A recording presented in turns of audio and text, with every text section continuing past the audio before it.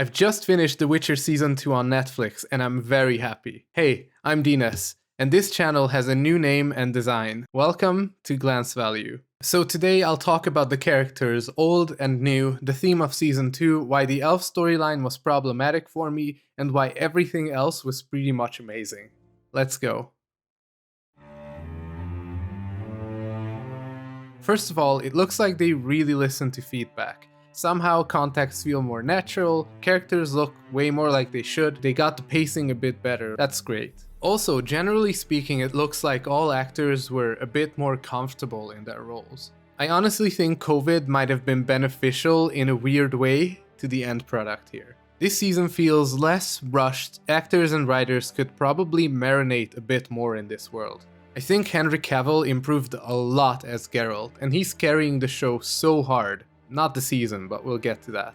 So because I'm a prick, and this guy is just perfect, here's my critique. He's too pretty and too smooth for the role, and even though he does all he can to compensate with his dry delivery and a massive grunt, he just really needs a big scar on his face to make him a bit more unattractive. Anyways, Henry Cavill is doing good, and his name was probably the only way this show was ever sold to Netflix. Yennefer was, in my opinion, the best of the actors in Season 1, and I'd even say story-wise, that season was about Yennefer more than anyone else. And while she does take a bit of a backseat this time around, all she does is improve even more in her acting and takes on such a great role, but more on the theme later. And then Jaskier is goddamn flawless again, except for the rats joke that should have been left on the cutting board or in the trailer. I won't even go into his character now. Loving the new song, loving the guy still. Even characters I really disliked in Season 1 improved a lot.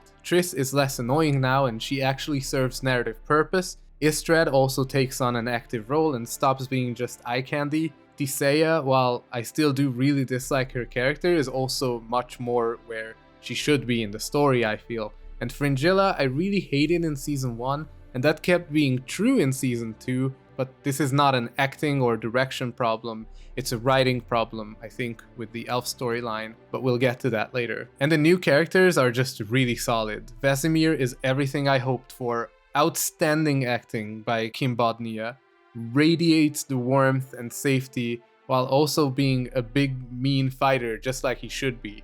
Father to all Witchers, protector of the legacy, ward of Kaer Morhen, just perfect. Dijkstra is also right on the money. Smooth, cunning spy master, amazing acting, unnerving presence, and featured in some of the best scenes in my opinion. Eskel, Lambert, and Cohen, book lovers, I know they did them dirty, but we'll get to that. But man, oh man, I saved the best for last. As I said, Season 1 was Yennefer's season in my view, but Season 2 was undeniably Cyrilla's. Ciri improved so much that I just have to. Freya Ellen is now nailing this role, and I think COVID might have just helped us out here again. She matured so much into the role and actually skyrocketed to be my favorite character of Season 2, although some others came close like Vesemir. Ciri is strong, inspiring, and lovable, and this is so important when an entire season is hinging on everyone trying to either get her or protect her. I just have to applaud Freya Ellen's portrayal, and the way she was written, she carries the season like it's nobody's business, and it makes me so happy. So arguably, we can kinda group our characters around three main storylines. The story of Voleth Meir, the story of Kaer Morhen, and the story of the Continent. And this season is probably not perfect, but the way they develop these stories and weave them together is just masterful. And as an aspiring writer, this is just a case study of have your ending planned from the beginning. Everything, and I mean everything, is so clearly pointing to the culmination of the season from the very first moment that it just makes me feel warm inside. So now we'll explore the theme of The Witcher Season 2, but quick, before we go into that, if you want to see me talk more about themes, make sure to subscribe, as there is a video in the works with Arcane and how it's dealing with duality and trauma. So from my first viewing, I'd say the theme seems to be gaining power causes pain. The power that Voleth Meir exerts feeds on pain. Yennefer's power is lost in pain and regained through pain. The power Ciri hopes to achieve takes pain, much like the Trial of Grasses is literally pain transformed to power, and naturally the quest to power of Nilfgaard causes pain continent-wide, and specifically in the Elven people. I will not point out all examples of this, we'd be here for hours, but maybe when you rewatch the show, notice how many times these themes of power and pain come up. Season 2 is structured entirely around this. Now, a quick review of all the aforementioned storylines. Voleth Meir is exactly the kind of story that I wanted to see. Embedded in folk tales of Eastern Europe, it's like the Baba Yaga story. It's inspired and actually very unsettling as it mimics anxiety disorders, the voices in your head pouring acid into your deepest scars. This is just how these tales came to be. Societies without science trying to explain psychology, and now coming alive. It's very Witcher. Also, the way the Deathless Mother taps into Yennefer's pain and vulnerabilities and makes her an offer she cannot refuse. I'm honestly surprised Yen could remain such a strong character. She never had a moment in the series yet, not even in season 1, where she wasn't subjected to either abuse by Tissaia or under a spell of a djinn or a dark spirit like Voleth Meir. Actually incredible that we still see her as the strongest character next to Geralt. Kaer Morhen's story is about Ciri's struggles to find her place in the world and the legacy of the Witchers, and it begins with episode 1, Nevelyn's story with the Bruxa, perfectly introducing us and Ciri to the job of Geralt, the difference between monsters and people, the dangers, the struggle, and how important it is that she listens. And this is so crucial for the climax of this story, as none of that works without the trust established between them. It's exactly what I asked for in my last video as well. More monsters, more alchemy, more tales, more witchering, if you will. Awesome. The story of the continent seems like its own, but just wait until the writers connect it all at the end. At first glance, this plot is very obvious. War, politics, some social commentary, power struggles of powerful mages, spy masters, and emperors, all beautifully making the world feel vast and rich in detail.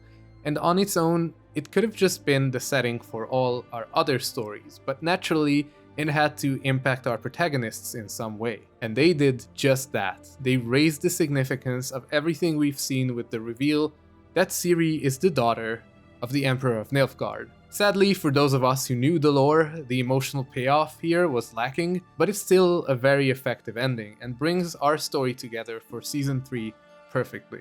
One thing that kept me hooked regardless is exactly the changes they made, and while this could have been unpleasant for the book lovers, at least it made it so that we weren't sure that all our previous knowledge is applied here. Vesemir would never try to make Ciri a witcher through the Trial of Grasses. Yen would never harm Ciri in any way, let alone sacrifice her, and she doesn't lose her magic. Eskel doesn't die, and yes, Kaer would never talk to rats. And I could go on, but this actually makes it so that we can't be sure of anything anymore, so I guess there's that at least. And before I wrap up this storyline, I have to mention the elves, because they took up such a huge amount of screen time, and honestly, I just wish they didn't. I could make an entire separate video about the elves, but let me just say one thing. As far as oppression stories go, writers need to understand one thing. The viewers absolutely need a reason to feel attachment and admiration to the oppressed. While I do think that in our world, respect and dignity is anyone's immutable right, this is a story, and it operates on emotion. A good story is like a media campaign. If you don't pull on my heartstrings, you're not doing your job. The main trait of the elves were that they are weak and abused. This is not inspiring or admirable. We know nothing of their values and culture, and all we think they are is exactly what they say. They have pointy ears, and unless this is some meta-narrative that is supposed to make the viewer complicit in Nilfgaardian hate crimes, this is a big miss in my book. I could draw parallels with the prejudice against witchers and the elves, and why one works and the other doesn't, or why the birth of an elven baby isn't emotionally important to us, but the potential birth of a new witcher is. But truly, this is a discussion for another time. So, if we take all 3 storylines and we look at their themes and structure we can see that the ending is so enriched by all that we saw. The last battle at Kaer Morhen encompasses everything. Almost no scene before that is unnecessary. We need Geralt and Ciri's connection and trust, Yennefer's exploration of her own pain, Vesemir's compassion and wish to protect the legacy, the added stakes of Ciri's bloodline. Every journey ended at this fateful moment to give us this finale. And thus, one word that comes to mind about Season 2 of The Witcher for me is this: ambitious. So very ambitious. The world feels massive and detailed. The story moves like an unstoppable freight train, and there's no sign of it stopping for another few seasons from the way it looks. Great stuff so far.